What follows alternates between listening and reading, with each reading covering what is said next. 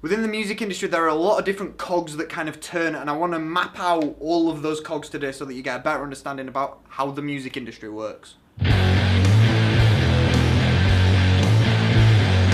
the end of this video, I will have a full drawing of how the music industry works. I'm going to talk about how all of the different cogs work and how each company within the music industry functions, and also how they relate in regards to other companies within the industry. So we're going to start quite basic, and we're going to start with you, the artist. There's not a great deal to talk about with the artist. It's the music maker, whoever's kind of producing the music. That's what I'm talking about when I say artist. The next is a band manager. Obviously, when you're first starting out, and most bands that are quite low level don't have a band manager, but what I'm going to be drawing out with this is kind of like the whole spectrum. There will be certain things that I draw out today that you will not have, and that is totally fine. I'm just giving you every single organisation that exists in the music industry and how they relate to each other. So the next logical one is a band manager. In theory, everything goes through a band manager. The artist is separate. The artist is doing its own thing, and if the artist wants to talk to anyone else, they go through the band manager. In regards to everything behind the scenes, the manager is the face of the band. You don't get to interact with the band if they have a manager, in theory. If a band has a manager and you want to get to the band, you talk to the manager, not the band. Next, we have the record label. A record label handles the releases. So when the artist creates the music, it goes to the record label and they will sort out the stuff to do with the music. What do they sort out? Okay, first, they go through a distributor. The distributor is the direct line to all online and sometimes physical platforms of which you can buy music. So this is the avenue that a band will go to get to the public in terms of streaming and downloads. So in terms of getting on iTunes, Spotify, Google Play, Deezer, SoundCloud, all of that stuff, in theory it will go through a label and then a distributor. There are certain exceptions like SoundCloud, where maybe a label will just put it on themselves because it's easier to do that. If the opportunity is there, then they will do it. That being said, any artists that are kind of going the DIY method may completely skip this section and just go through something like TuneCore. There are advantages and disadvantages of doing that, but in terms of a traditional standpoint, this is the method that would be taken. Another very key part of getting out there as a band is a plugger. A plugger will lead the charge in terms of contacting blogs, music TV like Kerrang, Scuzz, MTV Rocks, and getting in touch with radio to get plays. The plugger will almost entirely be hired by the label and will kind of only be in contact with the label. There are exceptions where a manager may be in contact with a plugger, but generally that's kind of the setup that it is. The last company that the label is directly in contact with traditionally is a publisher. The publisher is a company that will take care of royalties collected from the in the UK from the PRS. Those royalties will be anything from like gigs. If you ever play a gig, a certain amount of money from that gig will be sent to the PRS and is held for the bands. A publisher will be able to take that money, which will then be given to the label, which will be given to the manager, which will be given back to the artist. It's a very long-winded way about going around things, and I think if it was done today, it'd be done very, very differently, but that's how it works. You can also get royalties for any radio play that you will have if you get played on the radio. The radio station will give a certain amount of money to the PRS, which gives it to the publisher, which gives it to the label, which...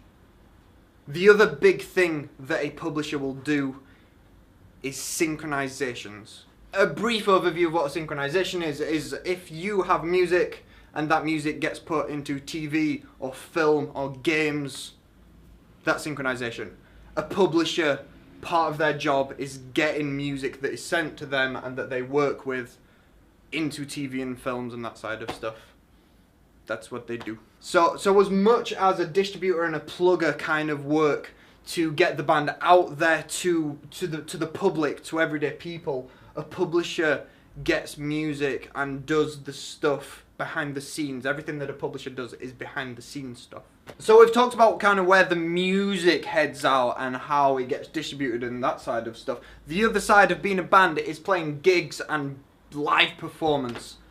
That's where an agent would come in. There's a slight misconception among some bands that we talk to that kind of feel as though it should go artist, manager, label, agent. As in, it should be the label's direct job to sort out gigs and be part of the agent's thing, and traditionally that's not the case. In theory, a label and agent would work in parallel with each other as opposed to an extra step along the way. So what does an agent do? An agent is essentially just a gig getter, a festival finder, a tour provider. So an artist that normally has an agent tends to be on the higher tier of artists. Generally an artist will get a label before they get an agent. That's not always the case, but it tends to be how it works because it's easier for a label to do... It's easier for a label to do their job with a lower level artist than it is for an agent to do their job with a lower level artist. And I say that because generally an agent won't just get gigs. Generally, an agent will get tours. They will get you a spot as a support on quite a big tour. That's kind of an enticing thing of being with an agent, is that you can now kind of get yourself on bigger tours that you wouldn't be able to do on your own. That is your way in, is through an agent. Yes, they can get pretty good festival opportunities, and yes, they can get you gigs, but it's kind of more common. It's kind of more common for you to get tours through an agent than anything else. So this, as a whole, is kind of how the music industry stands. There are 3 extra things that I want to talk about that don't really fit into this kind of diagram, so let's talk about those now. The first of the 3 is a social media team. They are kind of... It's hard to say because with every single artist it's completely different. Sometimes when it's a bigger artist it will be maybe a manager and someone from the record label that runs the social media. That's not uncommon. Newer artists who are maybe people who already run social media anyway, and maybe when the band was smaller they ran the social media all by themselves. Sometimes maybe an artist is part of the social media team, but that social media team is essentially the team that formulates the plans and the branding and everything that kind of goes into social media, because maybe when you're starting out a band, you just kind of think social media is a platform where you just kind of, if you're doing something, you show people on social media. But as you kind of evolve and you get all of these things in place, there is so much strategy that goes into social media that it requires a team of people to kind of pull it off and to do all the things needed to do. Which is kind of why I didn't want to put it in all the thing, and why it's not in capitals and all the other ones are, is because it's vague as to what the industry standard is for this, because there are so many different setups and it doesn't really matter. Whatever works for the team of people that are working on it works. The second of the 3 extra parties that kind of in play in the music industry is a tour manager. A tour manager essentially sorts out the logistics and manages what will go on a tour. Sometimes there will be people that are hired in just for that job, sometimes there will be people who work for the label, sometimes maybe the people who work for the agent, sometimes it will be the manager if they're good at tour managing anyway. It's worth knowing. You need to know these people exist because they are the thing that keeps a tour together. They are the people who are sorting out, okay, so we need to be at this place at this time for soundcheck at this thing, so we need to set off from this place at that thing, and we need to sleep over there because that's how long it takes to, and that kind of thing. It's all the nitty-gritty of tours that an artist is probably going to have no idea about. A manager's busy with other things because chances are the tour is coinciding with a release of something, so he's constantly doing shit with the label and stuff. Tour manager is hired in just to do one specific job, and in theory will do it well. The last thing I want to talk about is a branding consultant. I don't think there aren't all that many people that kind of say that their job title is that. There are some people that are maybe social media strategists, there are photographers, there are people who work at labels as A&R, there are band managers who will all kind of do this. And what it essentially is informing the team of people and working with the team of people that are working on a release or on social media or on branding as to what kind of needs to be done and inputting ideas and that kind of stuff. And you can get someone in like a photographer, like a different A&R person, and you can kind of get them in and have them in the team just as a consultant that you can kind of talk about branding with. The best example I can give of this is a photographer. If you have a photographer that's got a really cool individual style or just has really original ideas, you can bring them in and have them work with the team when creating all of the branding, which happens quite early on in a release.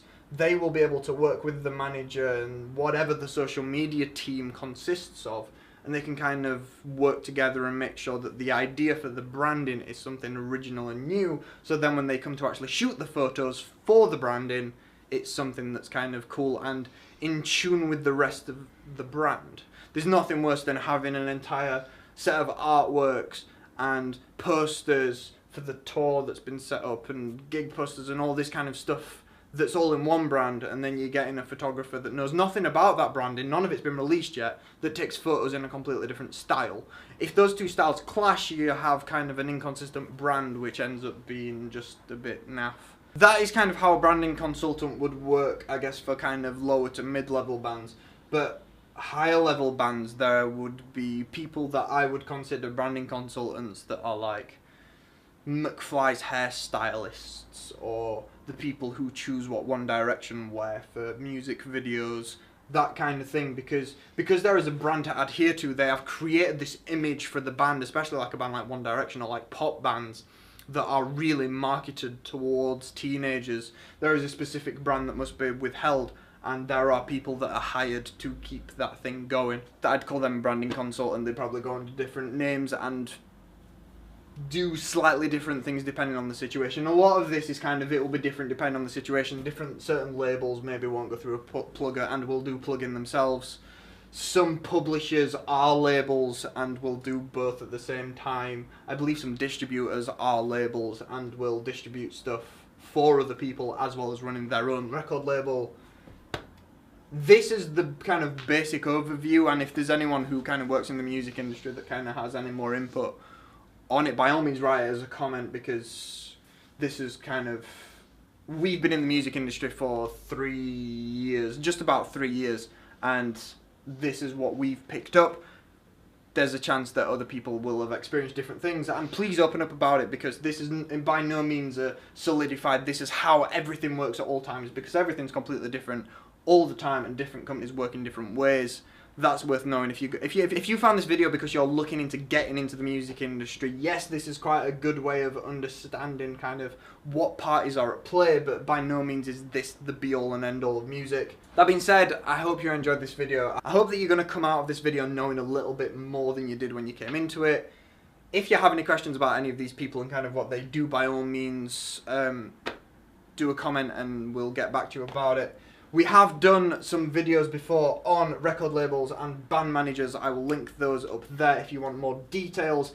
If in the future we happen to do any videos on distributors, pluggers, publishers, anything like that, I will also link them up there. I'm limited to 5 links up there, but there should be 5 videos linked up there if you want to learn more about any of these things. I'll also link to some branding videos that we did if you're interested in branding.